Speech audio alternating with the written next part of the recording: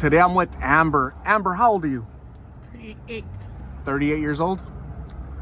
How long have you been out here in the streets, Amber? Well, this time about 6 months. 6 months. And it's eating me alive. It's eating you alive being out here? Why? What's happening? I'm not going to go into that, but Okay. Do you consume blues? I do.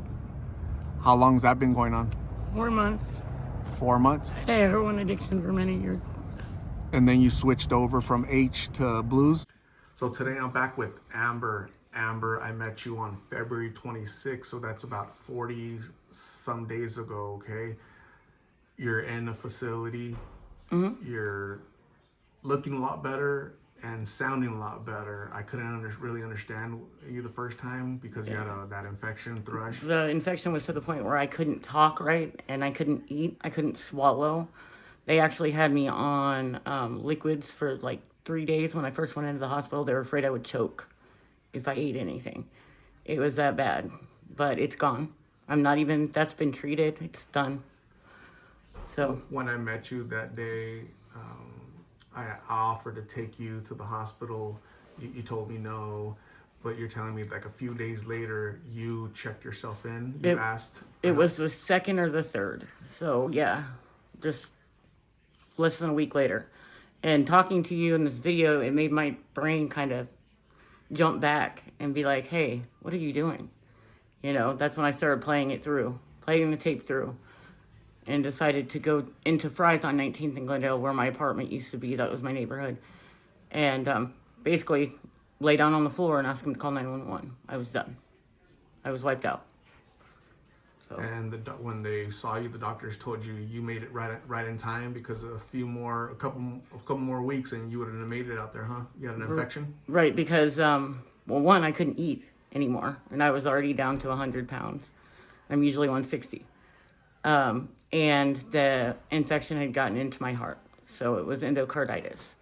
It didn't get too far in, and it's still being treated with antibiotics. That's why I'm still in the facility. But everything looks good thus far. So. You've had support from your mom, right? She's been helping you a lot. That's good, right? Yeah. Once we could find her number, because I couldn't remember it, she was there and she's been here. She's my #1 fan. My daughter is coming to see me with my mom, and also my stepdad. I have to mention him too. They're all supporting me, and can't wait till I can come home. So. And what are your next steps? Next steps. So I'll be in here for another couple weeks, maybe up to a month. My hand had a really bad infection. Which I thought that was one of the least of my worries, but apparently it wasn't because it could have killed me. They kind of, what is it called? Where they kind of got it all neutralized in my thumb or whatever. I'm not sure the word. But, and unfortunately I lost some of my thumb, but this infection didn't spread into my hand or into my bloodstream. It was a different infection. So I was walking dead. Literally, like I told you out there, the streets were eating me alive. And, you know, you offered more than once to take me to the hospital. I just wasn't ready that day, you know. But here you are with the new lease on life, and your family's been very supportive.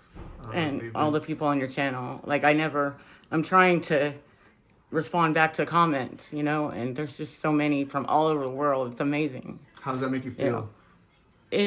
I didn't even think about it when I made the video, like that anyone was going to see it, I guess. I don't know what I thought I was doing.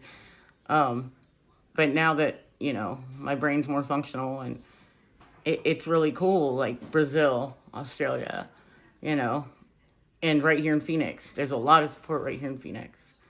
The streets are mean and people do get lost out there. I was lost for about 6 months. In the last 2 months, I think I thought I was in a video game, you know? It wasn't even reality anymore. But I made it. Here you are, and no longer lost in Phoenix, but a long road ahead of me. lots of people reached out to me because they're sending you prayers and thinking about you and worried for you.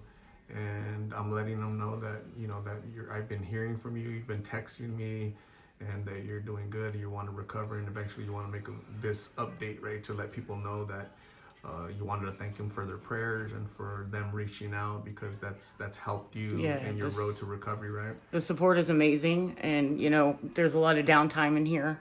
I'm recovering. I'm sleeping. I'm eating. I'm, doing a little bit of therapy, but just reading what they wrote, I'm starting to respond back. I'm getting a little more of my courage and self-esteem back, I think. Trying to find me again. But one more surgery on the hand, skin grafts.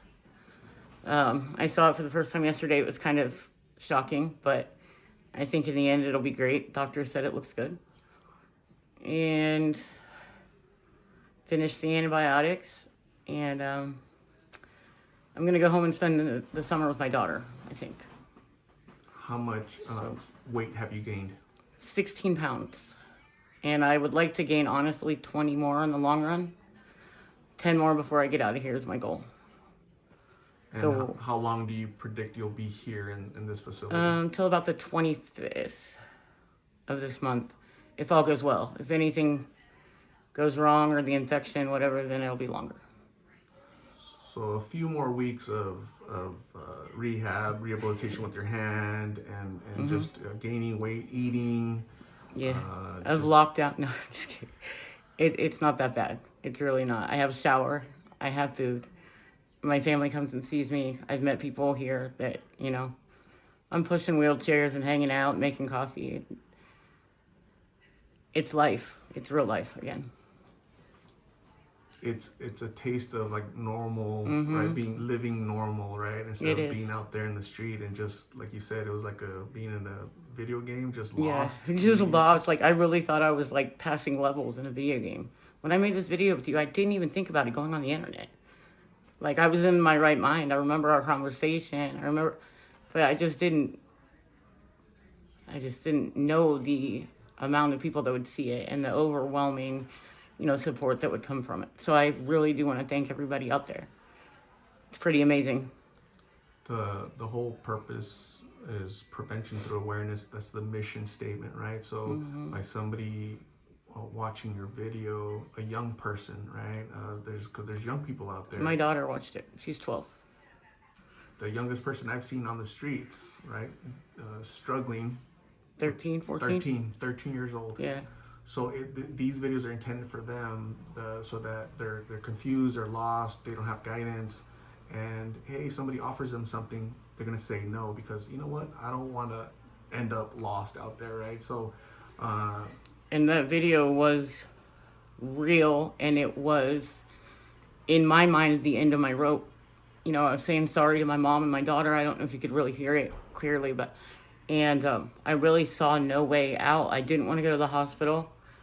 I didn't want to go through withdrawals. I didn't want to be treated bad. I didn't, on and on and on.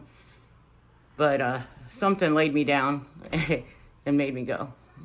Higher power, God, whatever. Or maybe the thought of not seeing my mom and daughter again. But doing the video did make my wheels turn. So thank you. Thank you for your willingness to talk that day. You weren't looking good. You just didn't look good. Living dead girl. You seemed very lost and disoriented, and I was very concerned because there's a lot of danger out there. A lot of people will just try to harm you, right? And it was very concerning. Evil people. The next day I went out to look for you, couldn't find you. Couldn't find you. I do it moving all over. Yeah, and I'm like, how does she have the strength to move around and go look for food, or how is she eating if she can't? It's hard for her to talk. So is she swallowing water or food? At that point, I could only do like yogurt. And I couldn't even swallow the ice cream. I was just coughing it back up. And that was one of the things that made me go. I can't eat. I can't do this. I can't do this. My body's wearing out. Your body was warning you, right? Like, hey, I can't take much more of this, right? The video game where you have the hearts? Yeah. Your life, your lifespan? Yeah, it was down to nothing. It was flashing. Okay. So seeing you here today, you look revived. You look, you have energy and enthusiastic for your future. I really like that you're mentioning your mom and your daughter, right? You want to do it. You have motivation now. You have a purpose, and I'm very grateful for you for your willingness to talk to me the first time and give us an update the second time, because hundreds upon hundreds of people have reached out to me on all social media.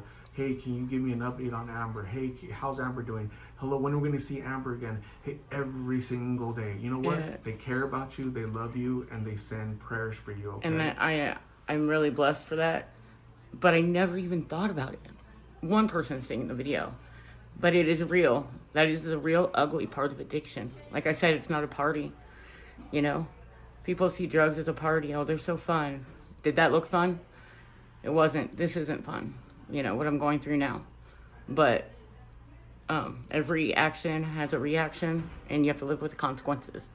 So, you know, it's not fun. Drugs are not cool. To any younger person out there, this is reality.